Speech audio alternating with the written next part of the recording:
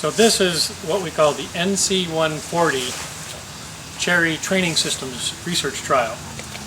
I organized these trials about 5 years ago, and we have duplicate trials in Geneva, New York, Hudson Valley, New York, Michigan, Nova Scotia, Canada, British Columbia, Canada, California, Stockton, California.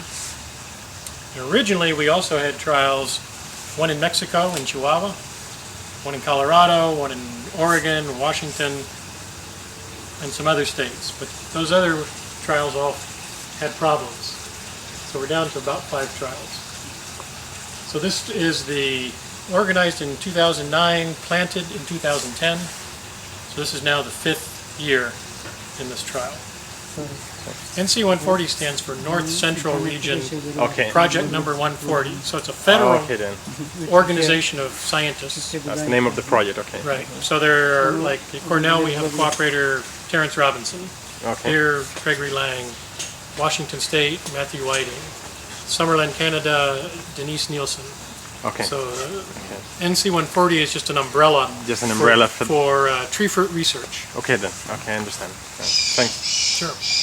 What NC140 usually looks at is rootstocks. We evaluate apple rootstocks, cherry, pear, peach rootstocks. So I've been the head of the cherry rootstock trials for 15 years or so. That's where we looked at Gisela 5, Gisela 6, Gisela 12, Gisela 3, before they were even numbered. They were still experimental numbers. We evaluated about 35 rootstocks over 20 years, and out of that came recommendations for Gisela 5, Gisela 6, Gisela 12, and Gisela 3. So the traditional studies under NC140 are just evaluating rootstocks. But what we decided in 2010 was, now that we have dwarfing rootstocks for cherries, we wanted to start looking at how to use those rootstocks in new training systems, changing the way the canopy of the tree is configured. And so this was the very first cherry trial to look at 4 different canopy architectures. 2 are very narrow, what we call fruiting walls, and 2 are more traditional multiple leader bush or a central leader spindle. KGB, Kim Green Bush. It's from Australia. It's a multiple leader bush type tree. We've got what we call TSA, tall spindle axe. It's a central leader tree. We have SSA, which is a super spindle axe, and it's also a central leader tree, but planted very close. And then the last one is a UFO, upright fruiting offshoots, and it's a very narrow canopy. So we have 4 canopies on 3 different rootstocks. Very, very dwarfing Gisela 3, dwarfing Gisela 5, and vigorous Gisela 6. So in all, there's a combination of about 12 different training system by rootstock combinations. So the rootstocks would be Gisela 3, 5, and 6. Correct. That's what we have here. Really dwarfing rootstock, does a Gisela 3 work on all 4 of those training systems, or is it better suited to one training system or another? The Gisela 6, very vigorous rootstock, is it equally good on all 4 training systems, or is it better for 1 or 2 of them? So that's what we're learning in here. The trees were planted in 2010, training continued in 2011. 2012 would have been our first harvest, but we had a severe freeze that killed all the flowers, brought bacterial canker in and killed most of the spurs. After that freeze in 2012, we put in the covering system, both this one and next door. So in 2013, we had our first crop here. We had a small crop under the Cravo cover, and we had a very, very small crop outside because we had a late spring frost, and the trees under the Cravo, we were able to close the roof, close the sides, and protect them. And outside, we couldn't protect as much. We bring heaters into the structure, propane heaters, and we add heat to the orchard. Heaters, diesel, Propane. propane. Okay. Propane, liquid propane. We've done some studies, we've calculated, I think, to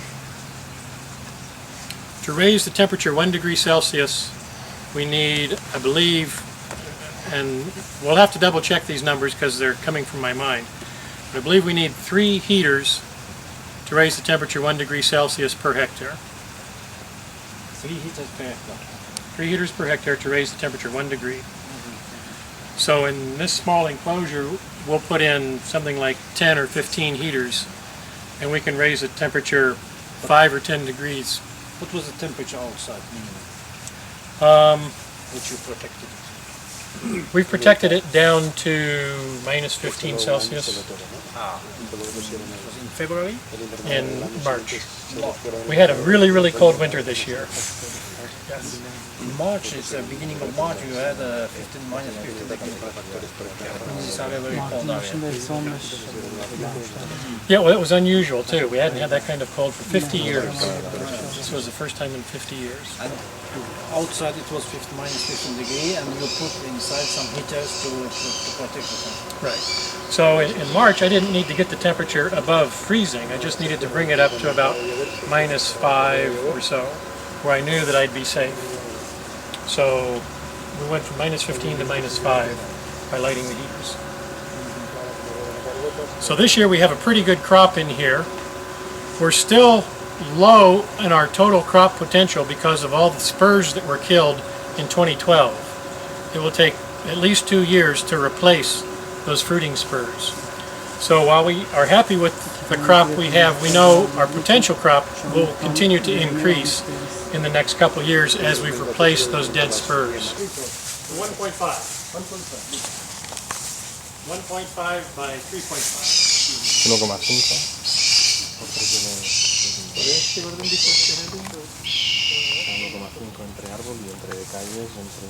What name? And the variety? KGB. No. This is KGB. Yeah, and I should mention the variety in the trial is Benton. Benton. Benton is a variety that I released from the Washington State breeding program when I was in Washington. It's self-fertile, mid-season, late blooming, rain tolerant. What's the name? What's the main reason for pruning? Why do you do it like that? I could spend 2 hours explaining all of the details on the training system. But a KGB, the idea is to grow vertical wood and to fruit on spurs. So when we have branches, we don't want them. So we cut them back to one vegetative bud, or we cut them out entirely. I cut them back to one vegetative bud because I want to harvest the fruit. Okay. To set the fruit. So you can see, I think this rootstock is Gisela 3. Very, very dwarfing. So one of the things that we've learned is a tree that has a lot of upright growth needs a lot of vigor to cause that growth to be good. So a very dwarfing rootstock is probably not the best rootstock for this training system. The last training system we looked at, the SSA, has very little upright growth. It's only the central leader. And so that works beautifully with a very very dwarfing rootstock. So this is probably a training system best for high vigor rootstocks, and that's a training system best for low vigor rootstocks. That's why I wanted to say there's not one best rootstock, but it's depending on which training system you marry it to. Estos están sobre Gisela 3, que es muy poco vigoroso.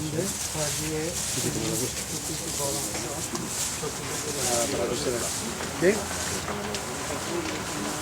El 3 es menos vigoroso que el 5, ¿eh?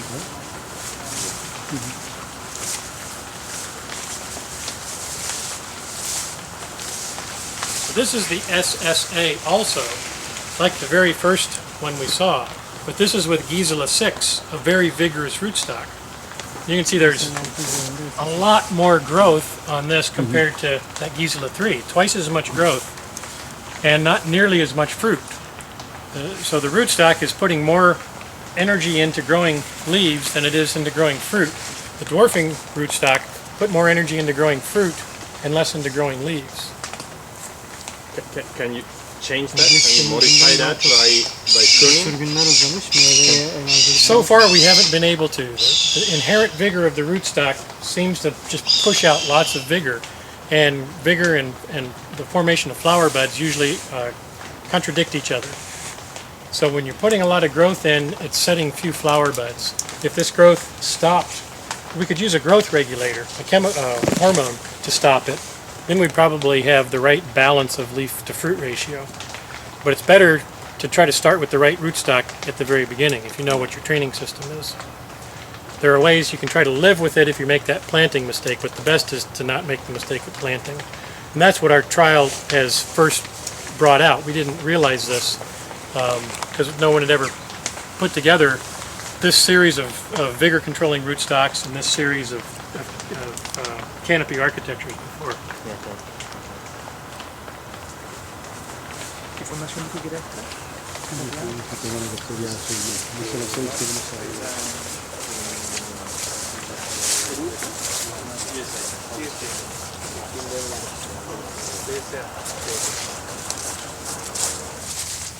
So this is the UFO training system. The tree is planted at an angle and then shoots are brought up vertically and tied into the wires.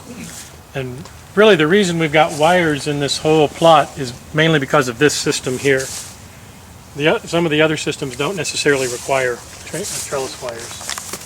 This system absolutely does. And much like the KGB, we want to fruit it mostly on spurs on the uprights. We really don't need this growth coming out. So what we did last year, we started hedging these laterals.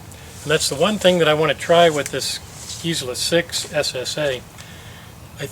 If we hedge it, at some point we can limit that extra growth, but the problem is if we hedge it too early and it initiates more vegetative growth, I know that that will take away from the flower bud formation.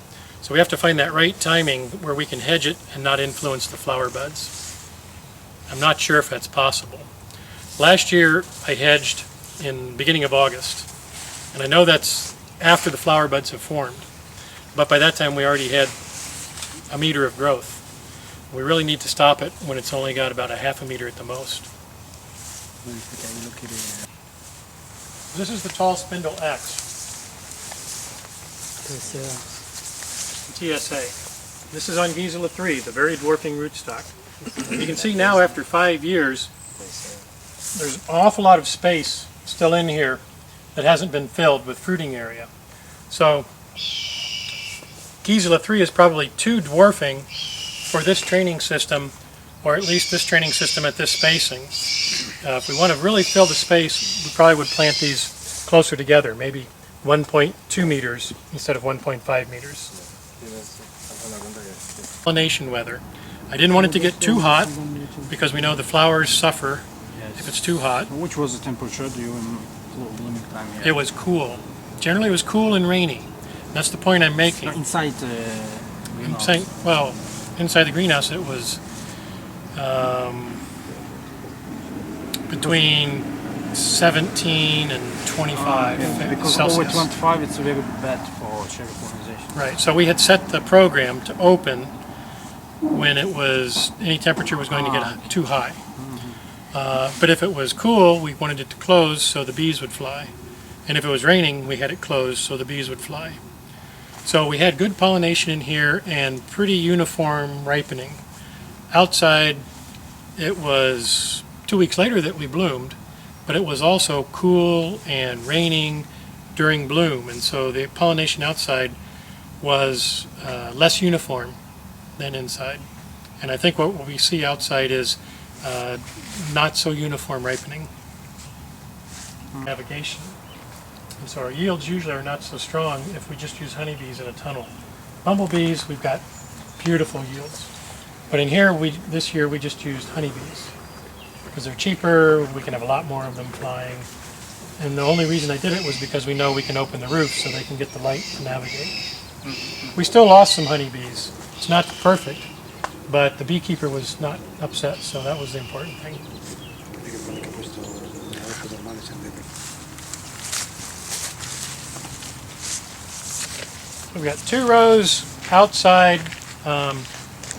It's not totally representative of just an outside orchard because I think we get some reflection off the plastic and the western sun Yeah. reflects on those. But in general, they're exposed to the rain and the weather conditions, and you'll be able to usually see quite easily bacterial canker spots on any of the trees outside, and you won't see those inside.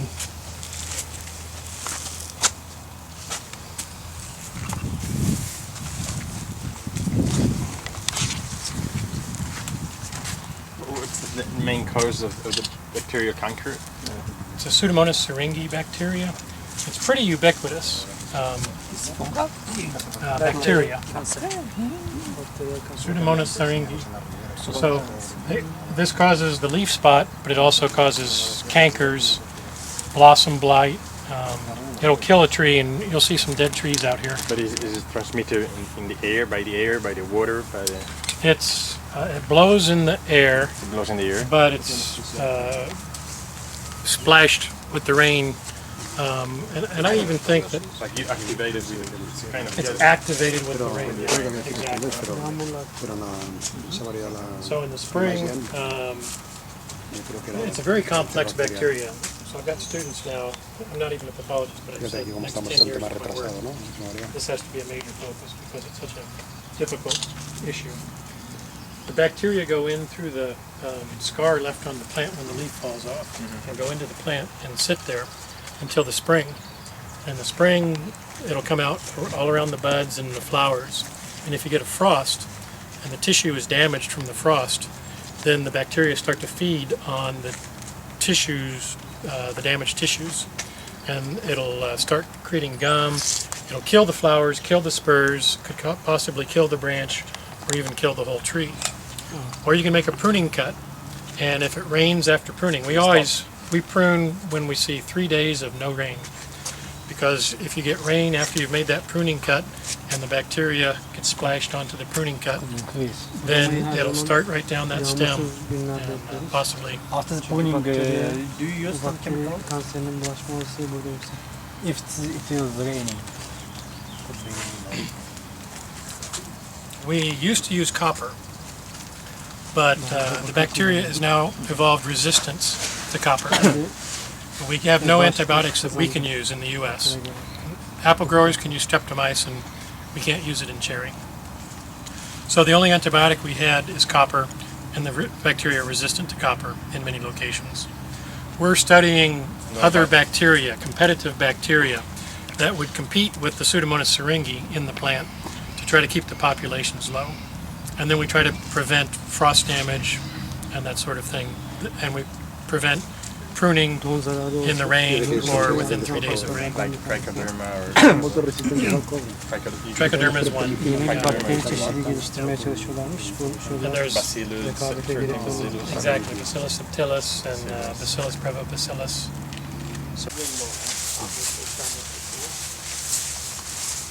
So you can see the difference in ripening, and we think there's a difference in fruit set, but we don't have any numbers yet to prove that. So then the flowering under the Cravo was 2 weeks earlier than here Yes. under the vine, and also the open fit. That's Right. We didn't close the bone at bloom. We closed it a little bit after bloom. okay. So I closed it last year at bloom, and it blew apart from the wind. Okay. So we decided, the earlier you cover, the more you're exposed to more frost, more low frost, and also more wind. Okay. And so we said we weren't going to cover until after bloom this year with the vone. For those of us who aren't cherry experts, you're 15 days earlier to bloom, and then you also are operating the rib to try to advance the fruit development stages. Right. That gets to Manuel's question. Right. So when I look How at we operate. when I look at these fruit here, can you tell me, is this a different stage? Is this a stage 2 and that's a stage 3 or stage 4? to see Right. that if it's. Can you make that observation, or? Yeah, there's 3 stages. Cell division in the fruit. Stage 2 is when the pit gets hard, Yes. and stage 3 is final swelling of fruit growth. So we're actually in stage 3, both inside and outside. Okay. But inside, we're at ripening, a final part of stage 3. Here we're at the very earliest part of stage 3, the color break, Okay. where we've changed from green to, we call it straw color, to now we're starting to get some pinkish color come in. Right. So I'm guessing that we're probably 10 days apart in ripening. Okay. We bloomed 15 days apart. I'm guessing we're about 10 days apart Okay. in ripening. So it kind of comes back to your question. In my location, I've looked at the risk of different low temperatures. And let's say, I like to show this in presentations.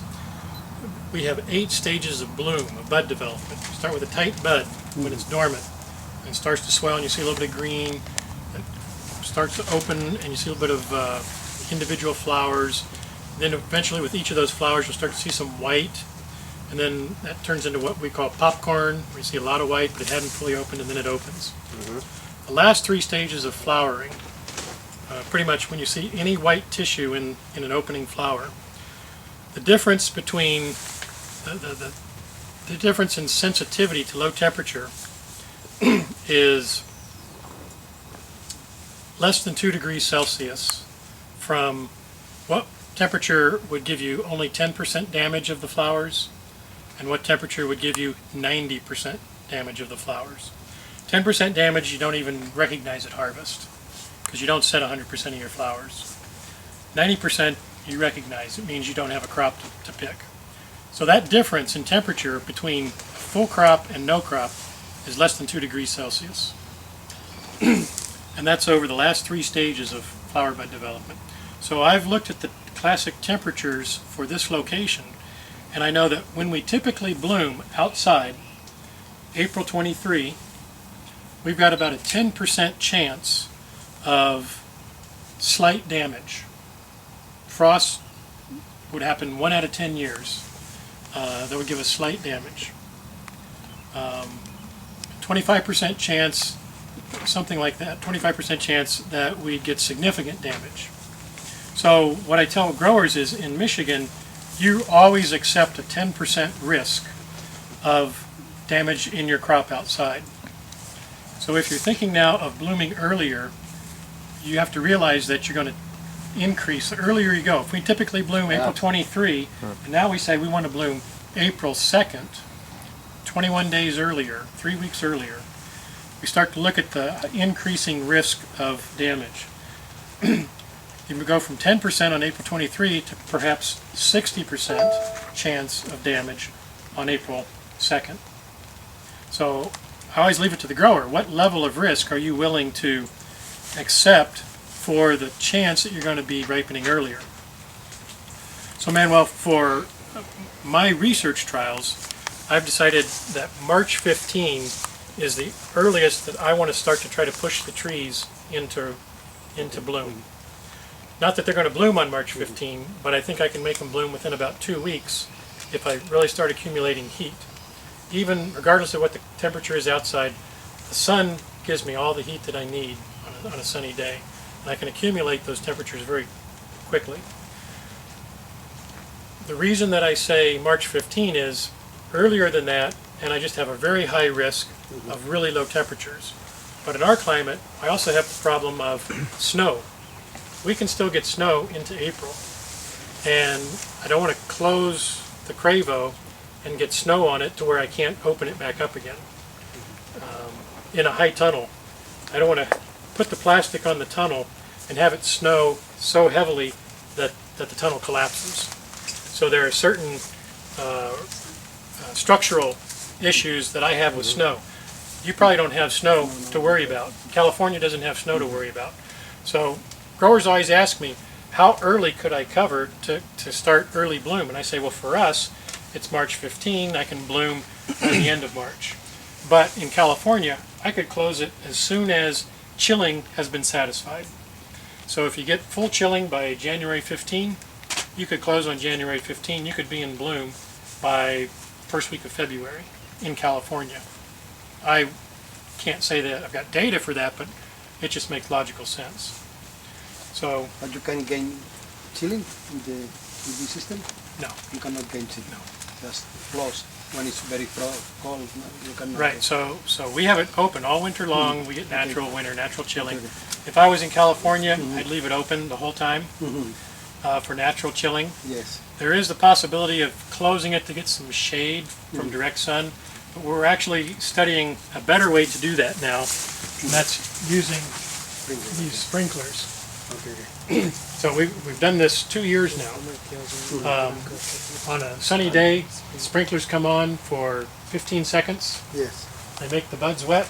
Okay. We've got the program, controller programmed so that we know when it finishes evaporating, Okay. it drops the temperature by 5 or 6 degrees, Yes.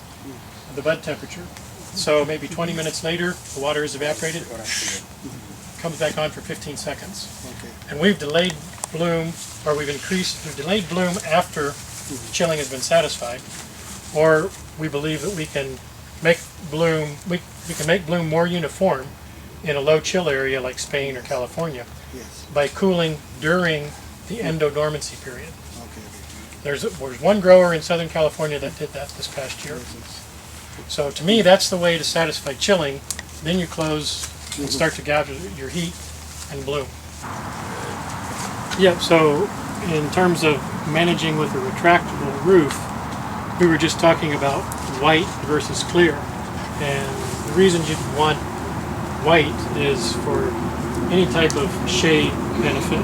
That could be in the summertime to reduce the heat load, could be in the winter to increase the chilling, winter chilling, or could be to delay ripening. So those would be instances where I'd say the white plastic would be beneficial. For us, we want to get more light. Usually, we're not a high light environment, and so clear is best for us. I mentioned the evaporative cooling for delaying bud break or for enhancing winter chilling, and that's also another technology for avoiding the winter. The summer doubling. You can use it for mist cooling in the summertime also. So anything that improves cooling, more opaque covers or evaporative cooling with the system, works in the summer or the winter depending on what your application is. So we'll give you more flowers. We'll give you more flowers in the next season, the coming season. You're protecting the. It'll give you, tree. yeah, more perfect flowers. More perfect, but not Rather more quantity. Right. It shouldn't. I don't know that it's going to make a significant increase in the number of flowers. Shading actually reduces the number of flowers. That's why we prune narrow canopies to get good light throughout. But More perfect but flowers. higher temperatures on those buds cause the abnormal flowers. Okay, the abnormal ones. So you'll have in a hot climate with more shade, you'll have a higher proportion of normal flowers, lower proportion of abnormal flowers. That makes sense. Greg, in May when I was here, I noticed that not only was the flowering advanced, but the number of flowers per tree was also higher under the retractable roof. And I'm trying to think, what are the factors that could cause a change in the quantity of flowers? Because I can understand that if some didn't get pollinated because of the rain or the wind, but what could contribute to the fact that at least observationally, you could see there was more flowers?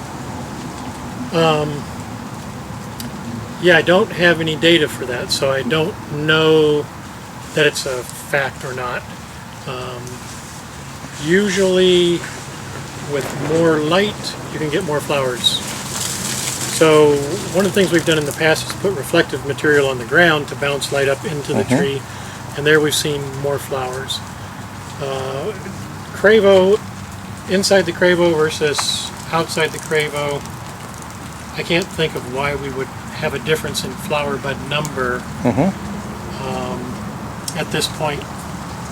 What I saw several years ago, looking at tunnel flowers inside versus outside, the trees were healthier inside the tunnel, less Pseudomonas, less bacterial canker, more growth, better leaf health, and then when we had a severe winter, we had less flower buds get killed while still in the bud. This year we saw a lot of fruit trees from peaches, apples, apricots, cherries, etc., where the flower buds never opened. And so if that was seen looking at the outside compared to the inside, then the main hypothesis I could come up with would be the trees were healthier inside, they had higher storage reserves, so they suffered less winter damage. Have you observed any, just in your observations, any double fruiting issues? I haven't seen any double fruiting in the Cravo Okay. yet. I've been able to do that with the tunnels. When I let them get too hot, Yep. we get double fruit. Yeah, okay. And you never see it in our outdoor climate. You never see double fruit in Michigan. It just never gets that hot. Okay. But in a tunnel, we can make it that hot. And we could probably do it in the Cravo. We've not done that. We don't want to. You open the roof. Yeah. Yeah. See, this is the part in my question now is you can say keep 50% of the fruit dry, depending on the orchard canopy style. So that's one, you're at least 50%. That's one good thing. Now, if you do the raised beds like you're talking about, you have the water drainage, you are controlling the amount of water being absorbed by the roots. The third thing is, after the sun comes out, those plants start transpiring like crazy again, and that starts initiating the uptake. And now, is that the aggravating factor to the splitting? Because let's say you close the roof 50% just to keep the sun off half the tree, could you cut the transpiration rate down to reduce that big surge of water pressure? Yeah, that's an area of research that we don't know the answer to, because at this point we think that evapotranspiration is good. It's moving the water from the roots out through the leaves rather than having it move into the fruit. We actually think that having low evapotranspiration is letting the water move preferentially more into the fruit and out of the leaves. So we want the humidity to drop as quickly after rain as possible. And we actually want the stomates to open and lose that water. If you think of the chain of events, if the water starts pumping, you want the water to get out. Right. Can you delay the pumping? That's probably the precursor part, is can you influence the transpiration? Yeah, but see, with the fruits, with the leaves, Are you following me? Yeah. Okay. No. with the leaves we've got stomates where the water is evaporating. And there's very little water evaporating out of the fruit, but the fruit has sugar, which has got the osmotic draw. So if the water is not moving out through the leaves, Yep. it's moving into the fruit. Yep. So the system is primed. To absorb it. There's water in the system, and so if there's more water coming in through the roots, we need to get that water out. Yep. So I don't think that we're delaying water moving into the tree if we delay evapotranspiration. I think we actually want to drive evapotranspiration to keep that water coming out the leaves rather than into the fruit. What we want to do is delay, if we got water in the soil, we just want to, that's the best way to delay the pump getting primed, is to keep it out of the root system. Right. So shed it or raise the roots above it or drain it. Now, Manuel, in your case, you were saying that splitting is not a big problem. The most important thing is to go earlier. No, yeah, but it's not a big problem, but When it's not a a big problem problem, because we have planted early varieties that don't split, but maybe with the inside we change the varieties and they have They some have a risk. splitting, no? Yes. So we can choose other varieties, so Yeah. that maybe If splits you- that are more interesting to cover. That's right, so, yes. So would be a problem, no? Maybe could be a No, problem. that's logical, because what you're saying is, if you control the water, you have a bigger choice of varieties. Yes, of course. If you're going for earliness and Yeah. you don't have to worry about splitting, Yes. you have more options. More options, yeah. Manuel, I didn't mention that work that I haven't done with the Cravo, but what I've done with the tunnels is I've covered them on a weekly basis, or a week to 10 days apart in the spring. So I was growing Rainiers, and I could make my Rainiers bloom Yes. 7 to 10 days apart, Okay. and then they would ripen about 5 to 7 days apart. So you can grow one variety if it's a very high value variety, because for us Rainier is very high, Yeah. shipped to the Asian market. One variety, but we can ripen and harvest it and sell it over a 3 or 4 week period by altering that covering. So that'd be the possibility with the Cravo too, just putting in sidewalls to isolate different sections of the orchard. So Is if it closed and it snows, and I light the heaters and melt the snow. that's what I was going to say. That's absolutely, if you say, it was very interesting because when you explained this 2-degree variance in flower damage, tells you how important it is, if you're going to go earlier, to have some heating for protection. Because the greenhouse gave you 15 days without using the heat to push. Right. You were using the heat for protection, not for pushing. But the heating capacity that gives you the protection to the flower also gives you the capacity to melt the snow. And many greenhouses in the United States have heating systems and they melt the snow.